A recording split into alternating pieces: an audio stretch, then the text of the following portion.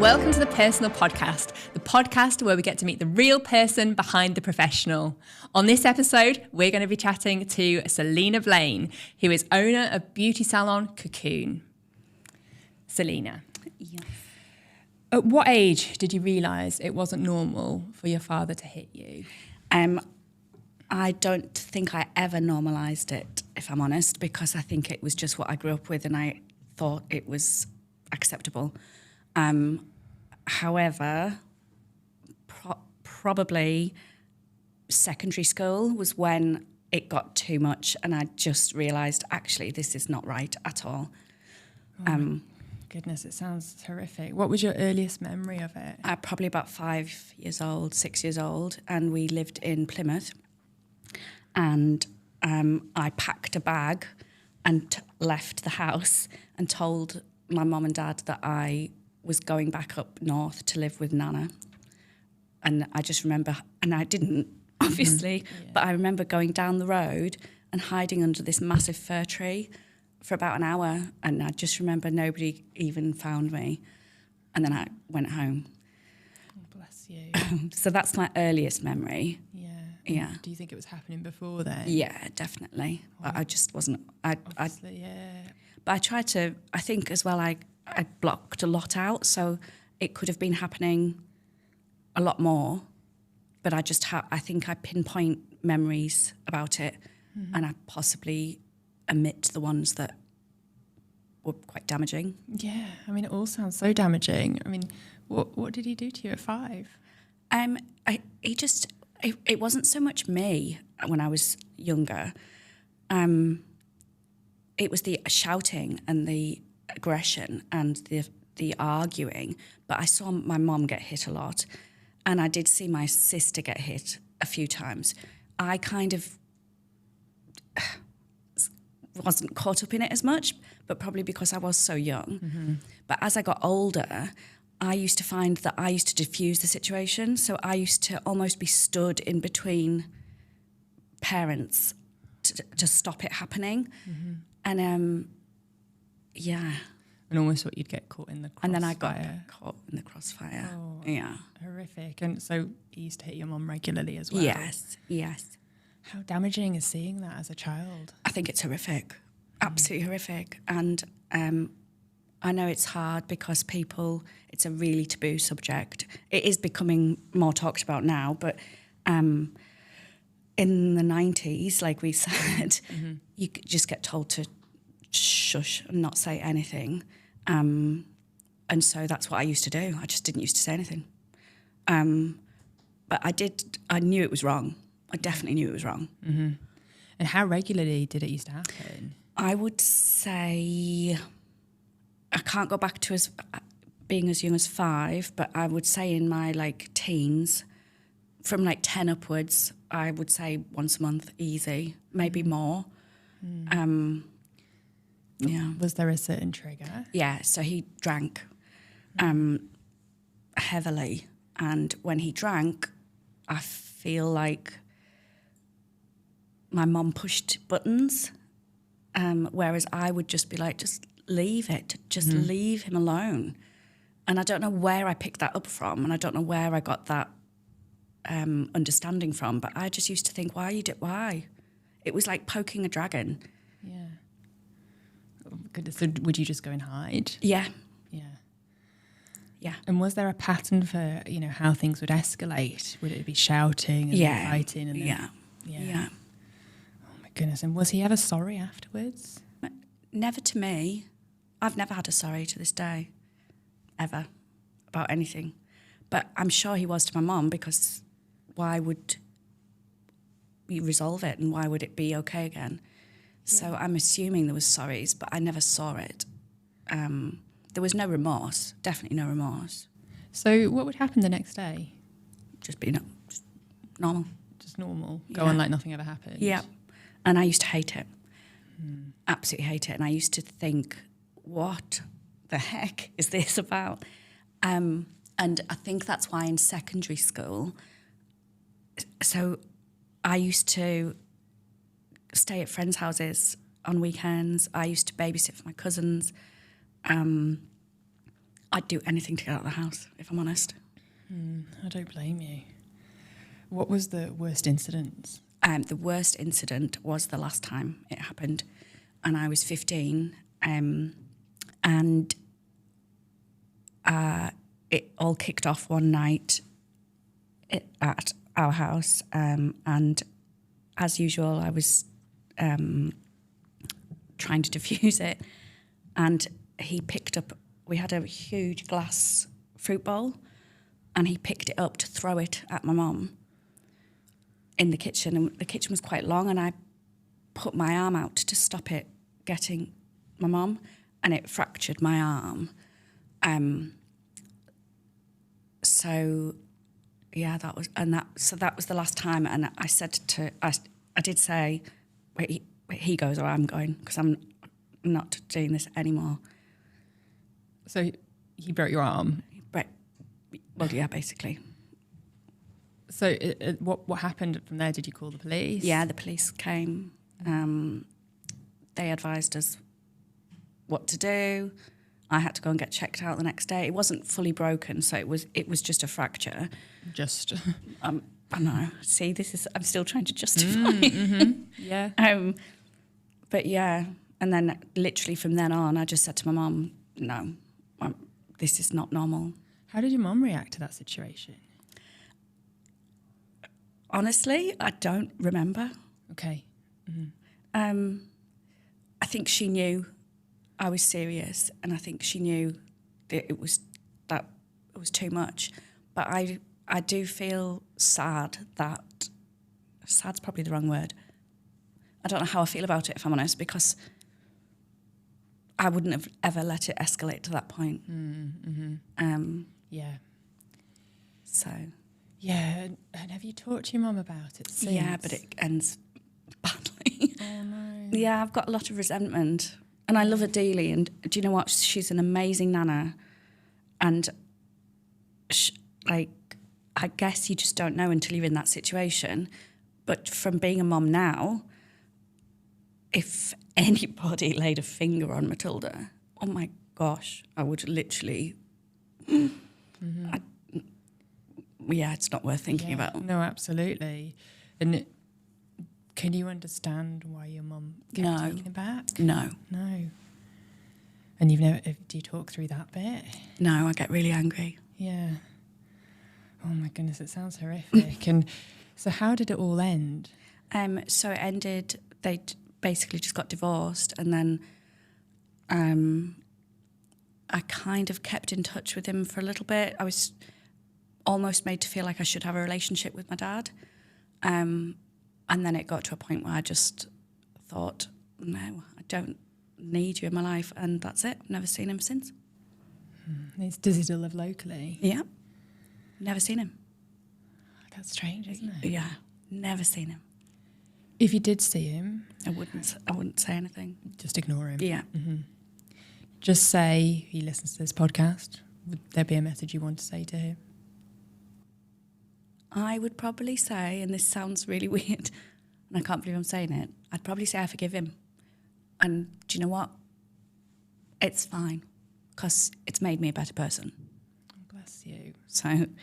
That's so big of you to be able to do that. I mean, I might not say that when I actually saw it.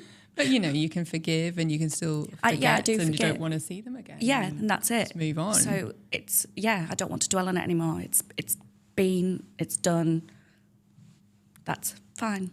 And it's amazing that you say that it has made you a stronger person. It would have broken a lot of people. Well, I think you can dwell on it. I think you can. And don't get me wrong, there's been times where I've probably looked a bit of a victim and been like, woe is me. You were. I know, but I think you either dwell on it and let it affect the rest of your life, or you actually think, no, this is not how life should be. It's certainly not how my daughter's life's going to be, and it's not how my life's going to be. So then I think you almost strive to be better. Absolutely. I read an analogy the other day that when your world's on fire, you can let it burn down your house, or you can use it to cook and keep warm. I like that. You've been cooking and keeping warm. Yeah, let's keep cooking. Yeah, definitely. So it was all starting in primary school.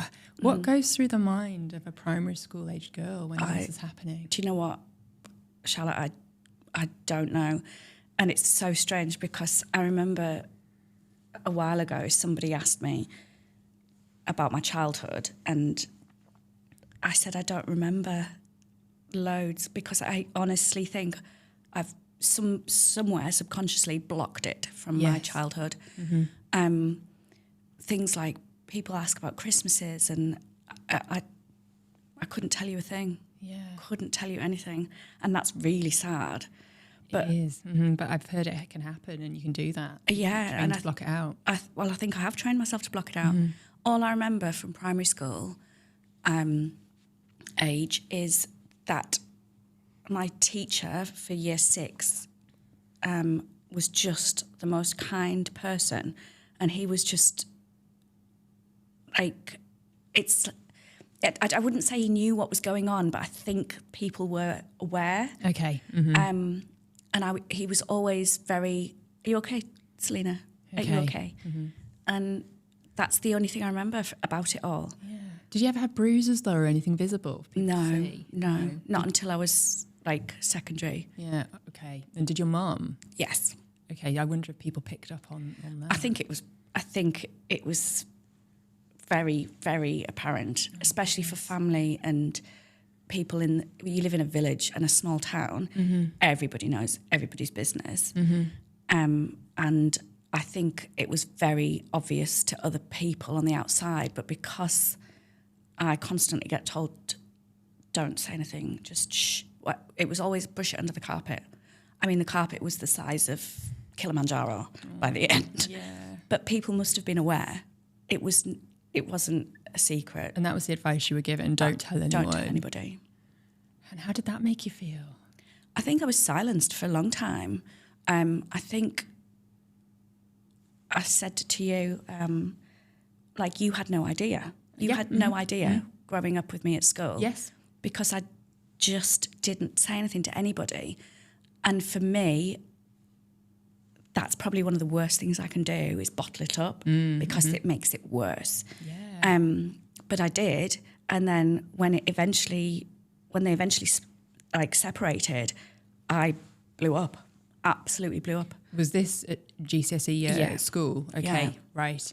And so can you tell me about that? I can. Basically, it all happened around GCSEs, and at the same time, we were doing Greece at school. And you were the main role? I was the main Sandy. Thank you. An excellent Sandy. Need me to go on? And this, I vividly remember it. This is why, like, some of the things I haven't blocked out, because I remember running out of the theatre and running to the toilets, and I won't mention names, but drama teacher came after me and said, "What is going on, Selena? What's going on?" And I just absolutely had a breakdown. It's the only way I can describe it. I was in floods of tears. I couldn't catch my breath. I felt what I would now call anxiety, which I didn't know at the time, but where the palpitations, I like literally was like heaving in my chest. I know that feeling. And I just after that went off the rails, completely off the rails. So it's almost like you released, you had your breakdown. Is that the first time you told someone about it? Yeah. And I kind of know a little bit. Like, how do you mean go off the rails? So I started going out every Thursday night on student night, drinking, throwing up every night. I didn't know you were out every night. I mean, not every night. Of people were, but just on a Thursday. Every Thursday. It was £10 all you could drink then. Yeah, it was encouraging, it wasn't it? It was. And then I used to go into school the next day and just be like half asleep and just feeling dreadful. And then I started just doing stupid things, fell out with people, and I couldn't pull I just didn't know what to do with my life. I didn't know what to do with my life. The only blessing I have is that I didn't go down the like suicidal route, which could have easily happened, because then I wouldn't say bullied, I got very much what's the word? Like singled out. I got really pushed out, which is understandable because of my behaviour was just shocking. But from being somebody who was quite popular, Yeah, absolutely. to just, it was like I plummeted, and it took me years to get back to what I felt. Yeah. But even saying that, I still never told everybody what had actually gone on. I know. And do you think if you had been able to, and I totally understand that you weren't able to, and there's so much going on, but if you think you had, people would have been more tolerant? I think some people would have. I think you would have possibly been one of those people. But you always stayed, actually, we always still got on and laughed and things, even like drama at A-levels and things. I think some people would have tolerated it. Some people would have still judged me. That's life. Yeah. And it's fine. And that's fine. It's okay. And I've kind of made my peace with it. Yeah. It was hard, don't get me wrong.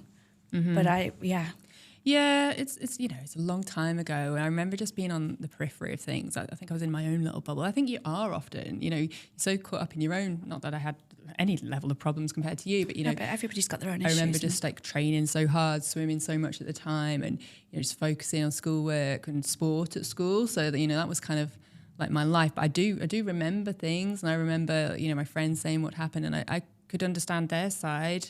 But yeah, it's hard, isn't it? It's hard growing up. Often, like, this is why the podcast is here, because I think we should talk about things, and hopefully we can understand. Yeah, and I think that's the thing now. People are talking more, whereas when we were growing up, no, you didn't talk about anything. It was kind of like just this elephant in the room. There's almost shame attached to anything that we've covered on this podcast. And it's so wrong. I There shouldn't know. be, it's just difficult. And did you feel any better when you were able to start sharing your story, or do you not really speak about it now? I still hardly speak about it. Yeah. It takes I've got to let somebody in massively to speak about it.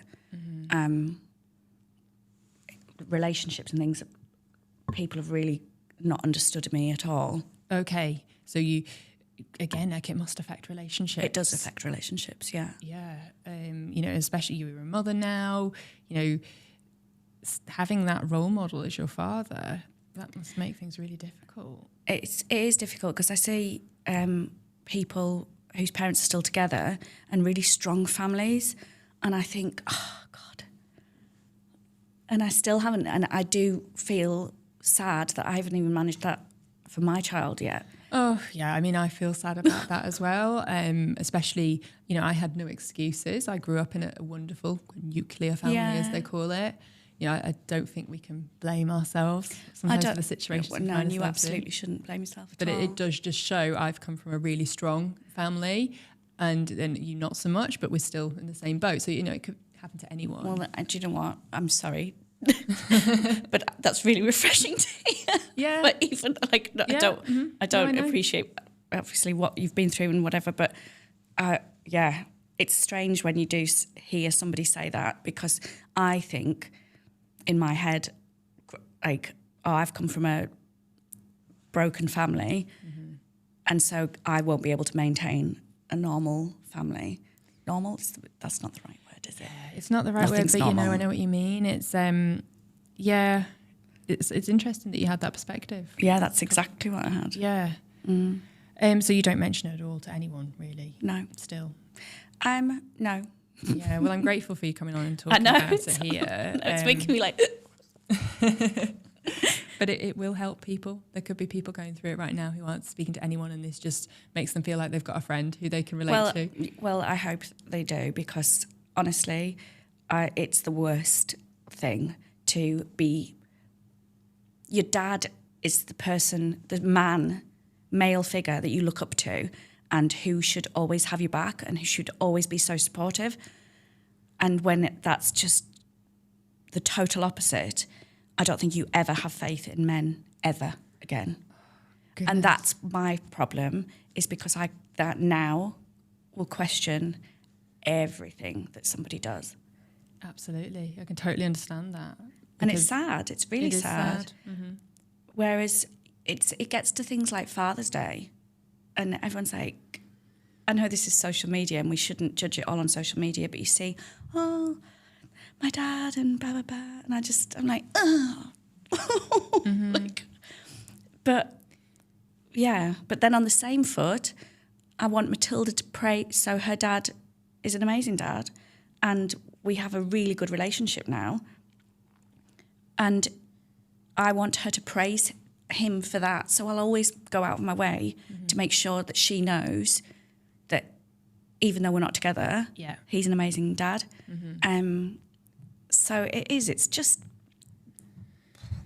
Yeah, really, it just sets that foundation, doesn't it? It does. It really does. There are good men out there. I know there are. Definitely. I know. Have you ever gone to therapy or spoken to people about it? Yeah.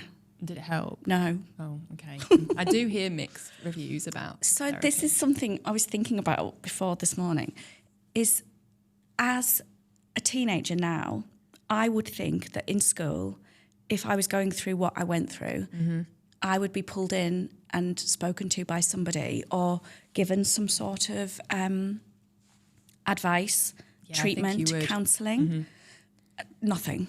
Nobody. No. I was never given any information. I was never asked if I was okay, if I wanted to speak to anybody. Even after you nothing. Highlighted it? No, nothing. Ever. Just different times, isn't it? It's totally different. I feel like I want to slate the school, but I don't think we can because I don't think it was just in any schools. I don't think it was at all then. However, in latter years, I've now privately paid to go and speak to, I think I've seen 3 different therapists, counsellors. I don't know what the term is, but I sit down pretty much like we are right now, and they're like, oh, so do you think this stems from childhood trauma? And I'm like, yes, Susan, I do. I shouldn't laugh. I know, but it's true. Yeah. And then I'm like, what was the point in that good. £70? Yeah. Like, I've just wasted my time. I could have gone and had a coffee with my friend and said, ugh, this is what's happened. Because they don't give me I don't get any clarification on it. I don't get any justification. It's like, oh. I don't think maybe you've been seeing the right people. I don't know where Susan's come from. I don't think she was ever called Susan. No, I know, but it's a good name. It was that or Karen when and Susan. But yeah, I just don't, I feel like it's a chapter in my life, like I said, that I've closed. I know I'm talking about it to you today, but I've closed that book now. Do you know what? I don't want to revisit it. It is what it is. Was it rubbish? It was absolutely rubbish. But do I want to talk about it all the time? No, I don't. No. So today, the final word. Never spoken about ever again. Okay, but would you say you've healed from it? No. No, okay, but you just want to shut the door anyway. Yeah. Okay. Just put all the padlocks on. Yeah. Do you think that's healthy? No. No? But it's just the what way you decided to do. It's just, I think it's the way I deal with it. Okay. Other people can talk about their lives. People sometimes go out of their way to, I wouldn't say broadcast it. I've never aired any dirty laundry. I don't want to. So talking about it today is quite a big deal for me. But talking about it to you is different because I know you. And I know there'd be no judgment. But people watching it will probably judge and they'll have an opinion and it'll be... But I don't mind because if it helps one person, then I don't care the 100 slates that I get for it. It's a really brave thing to do. And I think, as humans, we automatically judge and we can't control it sometimes. Yes, you do. But I think that's another thing by people hearing the full story. And I know the full story it'll be a very filtered version that's, makes it you able to tell it because otherwise it'd be too horrific. It is very filtered. Yeah. But it helps people understand and helps perhaps change those perceptions next time they think to judge someone in a similar situation. Yeah, I hope so, because I don't think you ever know really. You don't. And I think if you don't... I never got asked, why are you behaving like this, Selena? Good point, yeah. No. You didn't. Nobody ever asked me. No. No. But would you have told them? No. Yeah. Mm-hmm. Maybe. I potentially might have. I think a few friends had slight inklings as to what was going on. Stories are at the heart of the Personal podcast, and we're so grateful for everyone who comes on and shares them. Stories are also at the heart of a strong PR campaign. And at Harvey and Hugo, we believe that everyone's story deserves a chance to be heard. That's why we're on a mission to give you a voice amplified through the power of story. Our stories are shared in the form of press releases, social media, content marketing, videography, photography, animation, graphic design, and podcasting. Our stories aren't just heard, they're shared, watched, clicked, but most importantly, they are felt. It's this stirring of emotions that cuts through the noise to light fires within people and activate them towards your purpose. So one question for you. Are you ready to share your story? Harvey and Hugo, your voice amplified. I'm in a similar situation myself to this. So you're a single mum and business owner. Yes. Just how hard is that? It is brutal. Yeah. I think the word expectation is huge. And I think we're probably our own worst critics rather than somebody else's. So if I can't get to work, if Matilda's off sick, if I'm poorly, there's nobody else to do it. Mm-hmm. And so sometimes I've gone into work on death's door and just been like, oh my gosh, when all you want to do is go under your duvet and just stay in bed all day to try and make yourself feel better if you're poorly, or whether actually you're just having a really, really tough day. Yeah. You just have to keep going, don't you? Yeah, you've just got to keep going. People depend on you, whether it's at home or at work. Yeah. And you just school run, this. Yeah, it's terrible. What do you think is harder? I sometimes debate this in my own mind. Running a small business, and by small, I mean a micro business employing less than 9 people or so, or being a mom. Like if you were just one or the other. Hardest, small business. Yeah, I think I agree, you know. I think you wing it through parenting. I think sometimes you put a lot of pressure on yourself. But you know what? Are they fed? Are they warm? Are they safe? Have they got everything that they want? Yes. Do I want to go to work and make somebody else feel better? No, I don't really today. Thank you. I think that you get so much more back from your child. Absolutely. At least I get a cuddle. Yeah, and they look cute and they're so loving and funny. And sometimes I'm giving my heart and soul to business. Where's the love back? Literally. And I don't just mean from the people within it. I've got great people within it at the minute. It hasn't always been the case. But it's just like, you know, sometimes you work so hard for sometimes little to show for it. Oh, absolutely. And I think people think, oh, you've got your own business, you're so successful, and you think, oh God, you have no idea. Yeah. And again, it's because people don't talk about it. There's almost that image to keep up of, you know, professional. Image. You know, even if you're just a working mom, it doesn't mean just a working mom, that's still very hard, you know. But there is that extra responsibility when you're paying, you know, you have bills to pay, you have staff to pay. And it takes that stress to a new level when things are going wrong. And I think a lot of the time, sorry to interrupt. No, it's fine. I think the stress goes unnoticed. I was just about to say that. Mm-hmm. It's like hidden, and you don't actually realise how stressed you are. Because you can't show it. You can't show it to your team. You can't show it to your clients. No. You can't show it to your children. No. And then it's just like, oh my goodness, it's just bubbling up. And again, and this is one thing I will say, and this is really honest, and parents can judge me all they want, but sometimes I'm so stressed with work and thinking, I'll get asked a simple question from my child and I'll snap and there's no need to have. Yeah. And then I find myself going, oh, gosh, I'm so sorry. Mm-hmm. But I've reached boiling point, and it's sad because I shouldn't be taking that out on her. Mm-hmm. And I sit back down with her and I talk it through. Yeah. But, I think that's the guilt. normal. Oh my gosh, the guilt. Yeah, but I think that's normal. I think the thing I've learned, so long as if you're just like, oh, sorry, do you know, Mommy just got a lot going on at the minute. I shouldn't have reacted that way, but I did because I'm a human. That's exactly what I did. Now what shall we do? And vice versa sometimes though. Sometimes I've had like a hell of a morning, particularly with the 2-year-old at the minute. And Cameron's a little easier now, she's 5, but with the terrible 2s. Yeah. And then a team member will be like, oh, what time do you call this? And they're like, don't you dare ask me this. How very dare you? I'm like, very sorry, I've just had a stressful morning.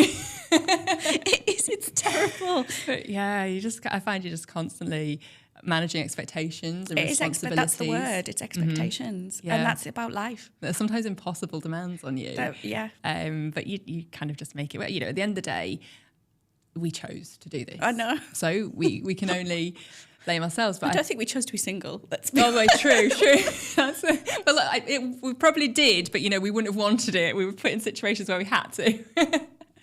But yes, and in some ways that's, you know, more peaceful. Well, it's funny because, for example, on a Monday, so I'm off on a Monday, and I often go to the school run in my gym attire, let's call it. I thought you were going to say your gym jams. I wouldn't put tempting. So I go in, and then one of the mums will say, oh, you're going to the gym? And I'm like, no, I don't have time to go to the gym.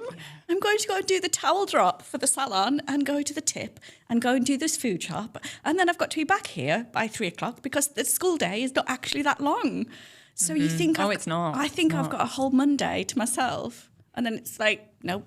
It's not like at all. Absolutely. And then I have to, because I want to be there at the school drop-offs and pick-ups.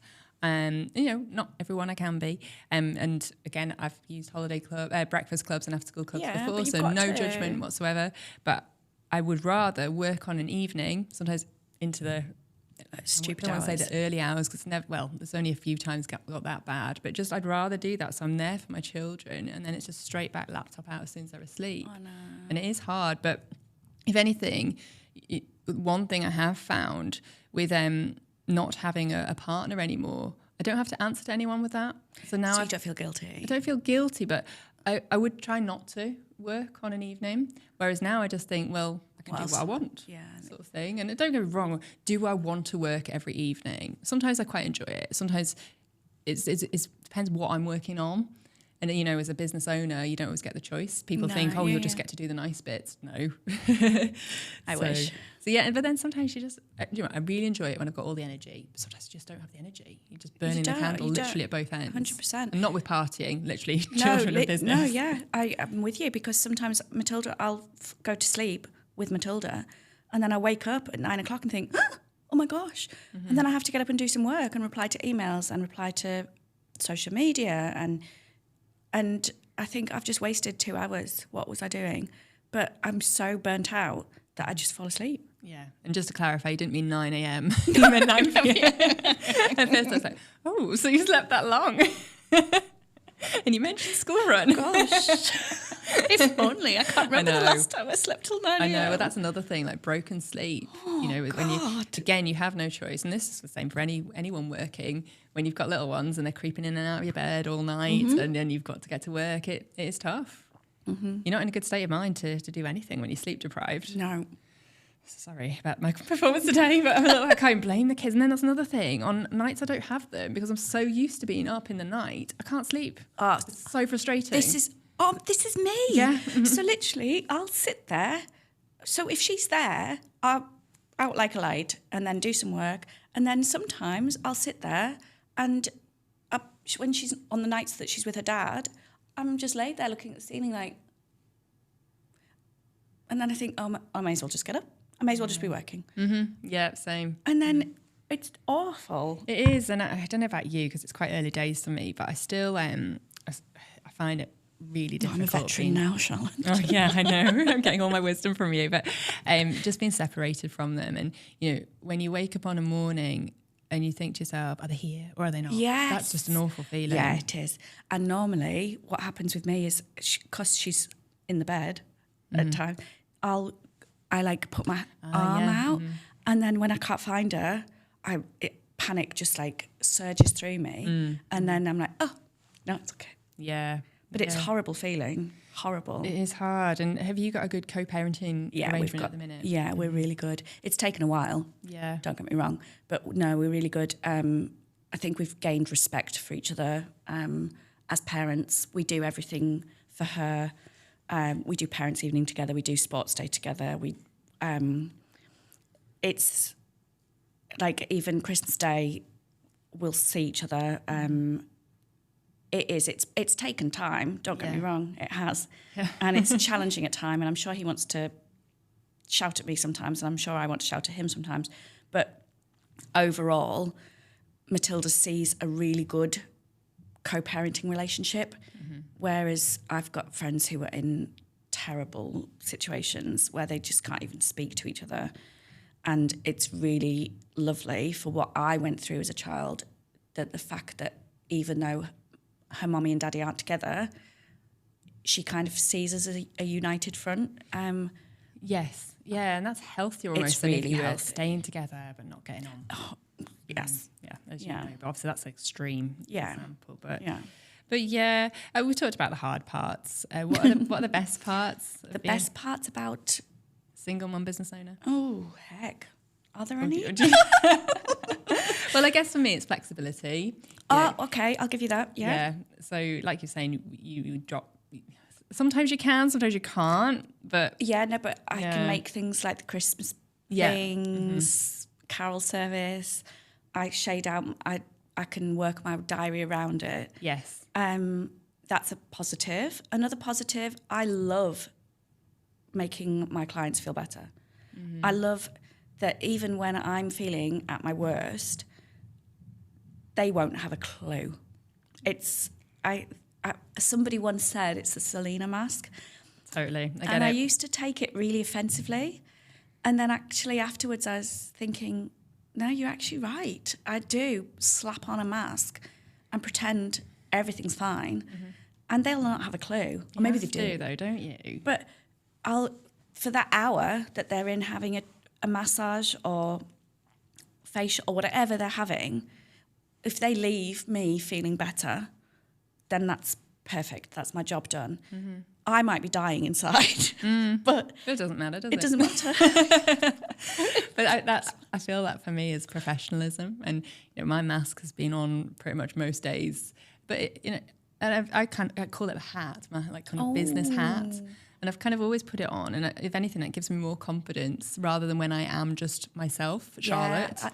And this is funny that you say this, because obviously you knew I used to be on stage and things. And people used to say, how are you so confident on stage? Oh, totally. And then not off. And I was like, well, that's not me. Yeah, it's so much easier, isn't it? I don't know what that says about us. And my daughter's very much the same, because I did drama at school, not to the level that you did. But I would say you were pretty high up the What was it, Mac the Shepherd? We starred in some classics. And I was terrible. I could just play a fool. I'm pretty good at playing a fool on stage, but is that acting? I don't know. Britney Spears and Christina Aguilera was high up there. That was quite funny. But it's just my daughter is so shy, but put her on stage in a school play and she just confidently blurts out her lines. And it's just really interesting. It's funny because randomly yesterday I was doing a dance rehearsal, and I have no confidence anymore in myself whatsoever. It's gone. Oh, that's sad. But that's an age thing as well, I think. But if I was going to be on stage, suddenly it's like I just come out my shell again, and it's so refreshing. But then as soon as I'm back in the car on the way home from the theatre, it's like, no, Selena again. Totally. And I find when times get harder, I found this year, I step up in my professional level. So I've been doing a lot of speaking and presenting on stage, which I absolutely love.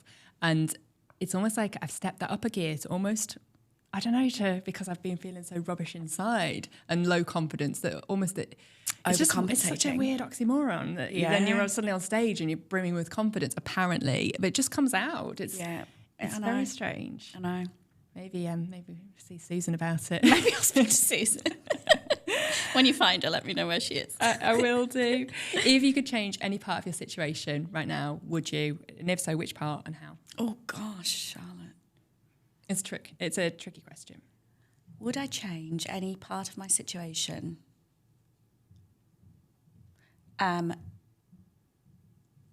No. Why?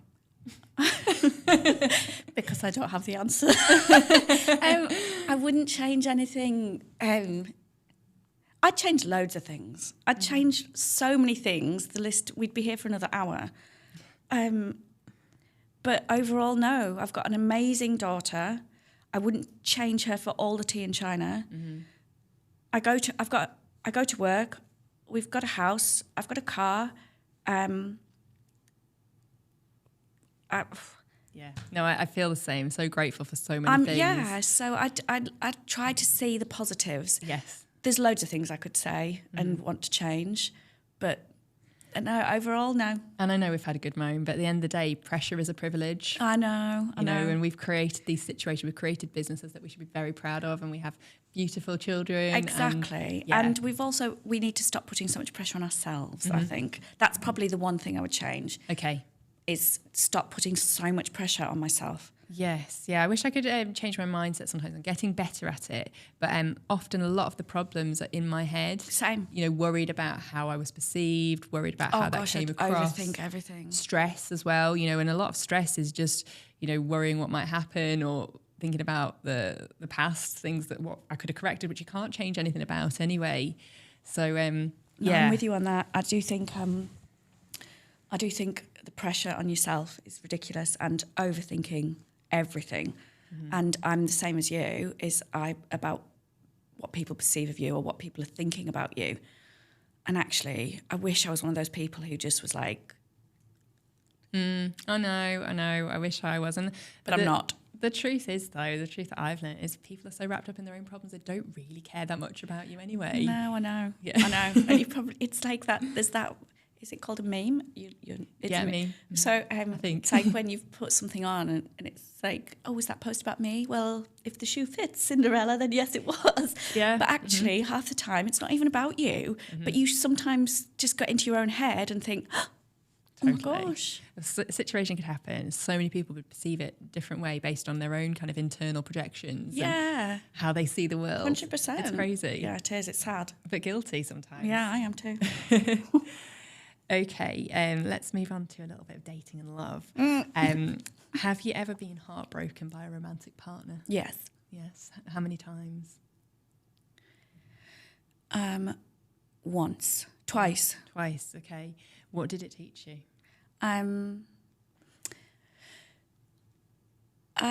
Not to be so naive. I think it just...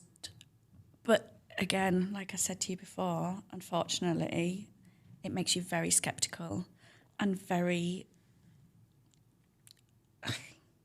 untrusting. But then on the other foot, I don't know if this is the next question, but I've probably broken somebody's heart too. It was the next question. Was it the next question? Sorry. It's fine. Would you like to ask? No, go on. Good diversion from the first. Yeah, let's just move on. I've broken somebody's heart and I'll never forgive myself for it. Yeah. But I think in doing that as well and seeing what happened, I wouldn't do it again. So then, it happened to me after that. Okay, right. So then I was flawed. Yeah. And then again, going back to something I said earlier, I almost felt I deserved it because... Okay. Oh, yeah. So, it's so interesting, isn't it? Yeah, it's difficult. It's like almost, do you think you get to kind of the 40s without either of those happening to you? I don't think so. Unless you're really, really blooming lucky. Yeah. I don't think you can get to 40 and not have baggage, emotional, personal, children. And obviously, like we were talking about romantic partners there, but life can be heartbreaking in so many different ways. Exactly. So it's, but I'm just, having kind of going through that, you kind of just question, because, everything's meant to teach you a lesson. It's just like, well, what's the lesson? Yeah, what is the lesson though? Yeah. It's a stupid lesson. They don't teach it at school. It would be helpful. It would be really helpful. Yeah, genuinely helpful. We could teach it. Yeah. I still don't know the answers. But yeah, they'd have fun though. Yeah, oh, they would. Yeah, I just think there's always lessons, but it's just like, I guess it takes a while to discover them. Well, yeah, but I don't think you ever do. Yeah. Mm-hmm. Do you know what? Yeah, and I dread the day Matilda comes home to me, I know, crying over a boy, and I just think, or a girl. Yeah, sorry. I just think, oh gosh, because I won't know what to say, because there's nothing you can say. There's nothing you can say to anybody. There's nothing I can say to you. There's nothing I can say to me about heartbreak, because everybody's is different. Mm-hmm. And it's the classic, just takes time. Oh, I know. And then, because I would... If anybody says that to me one more time. Yeah, and I know, but you know it yourself. Again, having gone through heartbreak before, you know that you get over it. Yeah, you do get over it. And you know usually you are stronger coming out of it. Of course. But it's just like, okay, how long will it take? And so usually my question whenever I meet anyone who's been in a similar situation, I'm like, okay, so how long did that take you? And then I ask another one, because I know every situation is different, but then I'm trying to like do a little poll, and I'm just like, right, okay, so on average. You need a spider graph. Yeah, and then I think also, meeting someone else, because a few people have said that to me. I'm nowhere near ready to meet anyone else, but a few people have said to me that it wasn't until I met someone else that they moved on, that made them recover from the heartbreak. Yeah, I would agree with that. I think when you're shown a different kind of love and respect, it changes how you feel. But I don't think you ever get over proper heartbreak. Yeah, I think it'll always you'll forget about it. Be less painful over the years, I think. But I don't think you'll ever fully let go of it. No, I totally agree with that. And on that subject, is there anyone that you feel has ever kind of got away? What did they say? There's the one that got away. No. No, that's I think I'm still holding out. Yeah, that's a good outlook to have. And somebody said it to me though. Oh, well, that's nice. I know, yeah. That must always feel nice. Yeah, it was nice. Yeah. Especially if they haven't treated you so bad. Like, if they treated you badly and then said it to you, it's just like, oh, thanks, but no thanks. Yeah. Thank you very much. That's made me feel better. This breakup was very easy.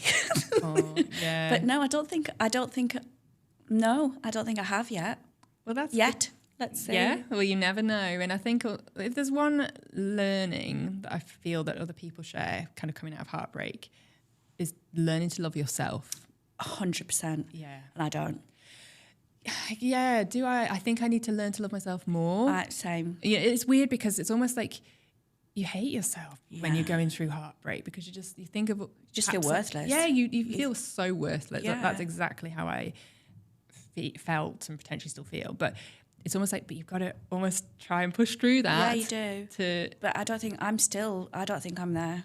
And people say, oh, you're not going to find love until you're happy with yourself. And I'm like, well, I'm not happy with myself. So good luck to whoever's going to fall in love with me, because they've got damaged goods. Oh, but that's not good though, is it? But I'll get there. Yeah. I'll get there. But do you know what? I don't care. Like, do you know what? I am who I am now. I'm 40.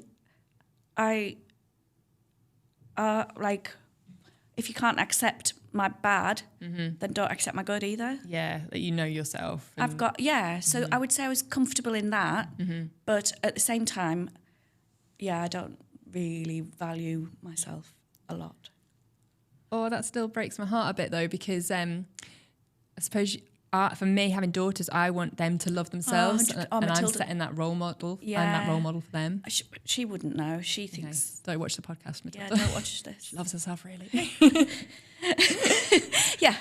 I read something the other day, where if the mother is always like looking in the mirror saying, oh God, I look awful, and look at this, and the kids are in the room, that's potentially, especially girls, it's so bad for them, for their body image. And I'm really credit my mum for this, because I've never had that really. Because that's amazing. Yeah, I mean, don't get me wrong, you always have days where you're like, oh, feel awful, but when you hear your mum saying that, which I never did, I think it makes a big difference. Yeah, I would. Yeah, I definitely try not to. The only thing I would say about that is Matilda once went into reception, and the teacher came and told me, so apparently Matilda's mummy's got a wobbly bottom, and I was like, oh, lovely. That's really, really nice. She said, she sees you in the shower, and I was like, oh, brilliant. That's really lovely. brilliant. They're so honest, aren't they? And I was just like, must do more squats, Selena. It was terrible. I was like, It's a bit terrible for the teacher to shame you, though, isn't it? There's no need to repeat it. I'm sure you don't have a wobbly bottom. But not anymore. Cameron said to me, she was just like really looking at my face one day. She said, Mummy, you've got a beard. And I was just like, thank you. So the other week, this is really quick, sorry, we were in M&S and I got ID'd and Matilda at the top of her voice went, don't be silly, she's 40. And I was like, oh, don't let me have my moment. But you got ID. I got ID'd. Still, that's I great. know. Which I didn't have any ID on me. So you weren't allowed to get it? No, I didn't. That's brilliant. I would have been walking out feeling happier than if I did. bought some alcohol. She said, oh, I'm so sorry. I was like, don't be sorry. I'm really over the moon. That's amazing. Okay, on the flip side of it, how many romantic people have you loved? Romantic relationships. There's a lot of romantic people out there. Oh my gosh. That's a really difficult question. Yeah, and then my follow-up question is like, how did you know it was true love? I think I've loved 3 people in different ways. Mm-hmm. I think one was like probably my safest person, and just made me feel safe, and there was no worries. It was just, and that's the person whose heart I broke, which is shocking to admit, but hey ho. I think everybody knows anyway. I'm wondering, we can always talk afterwards. Yeah. I'm wondering if almost you feel so safe, it can be detrimental sometimes. Yeah. I don't know. Yeah, it's bad, isn't it? Yeah, what humans. I know. So flawed in so many ways. Yeah. It's so messed up sometimes when you think about it. And then maybe you just didn't know how to react to that because you weren't used to that. I wasn't used to it. Growing up in that unstable family environment. He described me as a mystery. He said he could never figure me out. Which was probably quite alluring at first, and then really bad. It got quite hard. I've got no idea who you're talking about, but yeah. Second one, because I got Matilda. Mm-hmm. Yeah. So, although we're not together, I have so much respect for him as the father of my child, which is hard.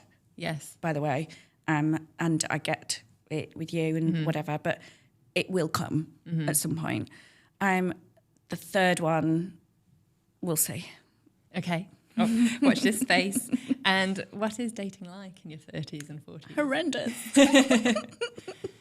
Terrible. Yeah. I've never done a dating app. Mm-hmm. I've never put myself out there. I wouldn't have the balls to put myself out there. This is the thing. People think I'm like super confident and, oh, well, it's Selena. Like, oh, she'll be doing all sorts. I go to work, I go home every night, and I'm a mum. Mm-hmm. I don't go out. Yeah. Literally don't go out. So I don't know where I would meet. I don't know how you would meet somebody. Yeah. It's really tricky. Mm-hmm. But some of the dates that I have been on over like the last, say, 5 years. Ooh. For people just listening, Selena's pulling grimacing faces. in a negative way. Yeah, they weren't good. Not good. Oh. But yeah, hey, you live and learn, don't you? Yeah, totally. Well, thank you so much for your brutal honesty. I know. We've got our regular feature now. Oh no. Okay, on a scale of 1 to 10, 1 worst, 10 the best, how would you rate yourself at the following? How good looking are you? Oh, Charlotte. They're meant to be, uncomfortable awkward questions. Yeah. Okay, so if I look at myself 10, 15 years ago, I'd think, what the hell were you whinging about, girl? Because I look back at photos and think, oh, man. You shouldn't be whinging now either. Now I would say I'd give myself a 5/6. But imagine 10 years into the future, looking back on today, what you'd say to yourself. Or 12. Yeah, exactly. We'll take that answer. No. Funny. How funny are you? Oh, I'm hilarious. Yeah. So what level? I'm going to give myself an 8. Okay, brilliant. I think I found myself funnier than people do. Oh, I'm the same. Good for me, though. I have a good time. I do as well. Cooking. Oh, I'm good at cooking, not baking. Mm-hmm. Cooking, 9. Okay, excellent. Singing. Ooh, singer, aren't you? I used to be. What's 7. happened since? Age. Really, does it Confidence. affect your vocal cords, or is it just confidence? Yeah, it's confidence. Okay. It's funny what you said about confidence, because actually until this year, I felt a lot more confident as I got older. I've had more confidence than I had when I was younger, but are you finding it the opposite? I'm the complete opposite. Okay, interesting. Drinking alcohol. Oh, I'm brilliant at that. Okay. Do you ever have any worries after kind of what happened with your dad? Beer fear. Yeah. Or almost just that sorry. you'll get addicted. Yes. I'm quite conscious of that a lot. Yeah. It is unfortunately a trait in the family, which I'm definitely not going into, but you know what I'm talking about. I do. But yeah, I do. But then I also know when to draw the line. Excellent. How good are you at raising children or raising child? Raising child. I'd give myself 7 to 8. Okay. Yeah. Excellent. Friend. I think I'm a good friend. However, I don't know if everybody would say that. I think I'm a bit rubbish sometimes. When I'm so busy with work and life, I don't get a chance to reply to people and give people the time that they deserve. Yeah. And then I feel this guilt again. And then it's constant gosh, sorry, oh my God, I haven't replied to this text from 5 days ago. But in my head, I did. Or just 5 days. Yeah. For me, it's sometimes longer. But in my head, I replied. Yeah. And I just didn't. Yeah. I know. Intelligence. No, I'm not very intelligent. I'd say I'm wise from life. Ooh, frog in my throat. But I'm not. See, I told you I'm funny. Yeah. But I'm not very intelligent. No, I was rubbish at school. Yeah, Terrible. but Scraped through. I always say, and you had a lot going on, but intelligence is more than just school. Yeah. More than just academia. Yeah, I would say I've got one friend who she knows who she is, and you know who she is, who I constantly have to message and say, how much is this? What do I owe for HMRC? What do I, help? To be honest, I would say I'm quite intelligent, but then I'm very stupid in a lot of ways as well, common sense areas or just basic maths, basic levels. Maths, I'm terrible. I couldn't do Matilda's maths homework the other week. Yeah, I couldn't do Cameron's, and she's younger than you. So I was sat looking at it thinking, I don't get it.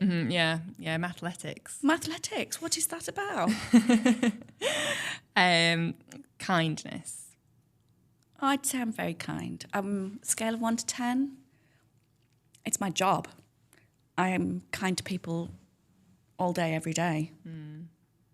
7. Okay. And Selena, how good at sex are you? No comment. 11. That was 11 you whispered. Comment. Thanks so much, Selena. Thank you.